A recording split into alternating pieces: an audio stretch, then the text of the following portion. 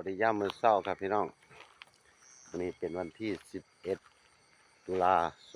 2568ย่ามมื้อเช้าครับพี่น้องเมื่อวานเนี่ยฝนตกแห้งพี่น้องเลย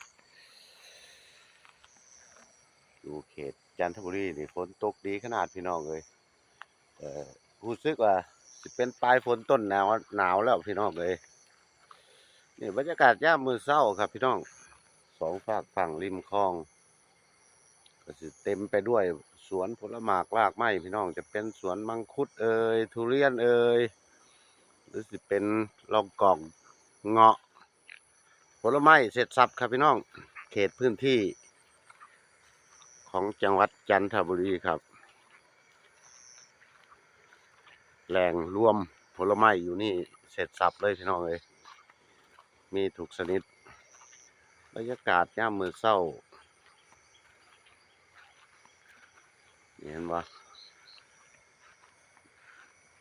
มื้อนี้ก็ถ่ายบรรยากาศย่ามมื้อเช้าให้พี่ให้น้องได้ชมกันครับนี่หญ้าก็ขึ้นคักพี่น้องเลยเขาไปต้นกล้วยกับเขาบ่ได้หลังต้นกล้วยไปก็สิเป็นสวนทุเรียนพี่น้องเต็มไปด้วยสวนทุเรียนทั้งนั้นแหละต้นกล้วยที่ปลูกกันลมพี่น้องเอ้ยกันสวนทุเรียนกันลมสวนทุเรียนพี่น้องยามมื้อเช้าบรรยากาศยามมื้อเช้าเห็นบ่โอ้นเขาคิดกูดก็อยู่ไกลๆพุ่นพี่น้องเอ้ยเบิ่งเด้อเดี๋ยวจะแพนกล้องให้เบิ่ง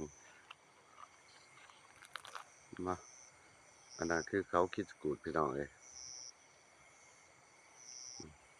เห็นแต่ยอดเขาพี่น้องนี่แหละบรรยากาศยามมื้อเช้าแต่ละมื้อแต่ละเว้นก็ได้พี่น้องเอ้ยอยู่นี่แหละมื้อนี้เห็นว่าอากาศดีพี่น้องก็เลยเก็บบรรยากาศมาแบ่งปันพี่น้องยามมื้อเช้าปลายฝนต้นหนาวแล้วเนาะพี่น้องเนาะอยู่ตามต่างจังหวัดตามบ้านเฮาก็เริ่มหนาวแล้วเนาะพี่น้องเนาะก็อากาศเปลี่ยนแปลงก็ดูแลสุขภาพกันเด้อพี่น้องเด้อหนาวก็ห่มผ้าหนาๆซั่นแหละพี่น้องเอ้ยยามมื้อเช้าตามบ้านเฮานี่เนาะอากาศหน้าหนาวนี่ผู้เฒ่าผู้แก่เพิ่นก่อไฟแล้วเนาะพี่น้องเนาะก่อไฟปั้นข้าวจีข้าวซั่นดอกว่าเนาะจีข้าวท่าไข่ซั่นล่ะนั่งรอบกองไฟแซ่บว่าเนาะ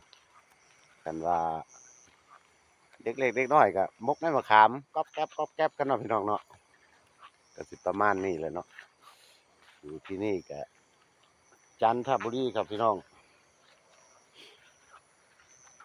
ถ่ายบรรยากาศยามมื้อเช้าแบ่งปันให้พี่ให้น้องได้ชมกันครับ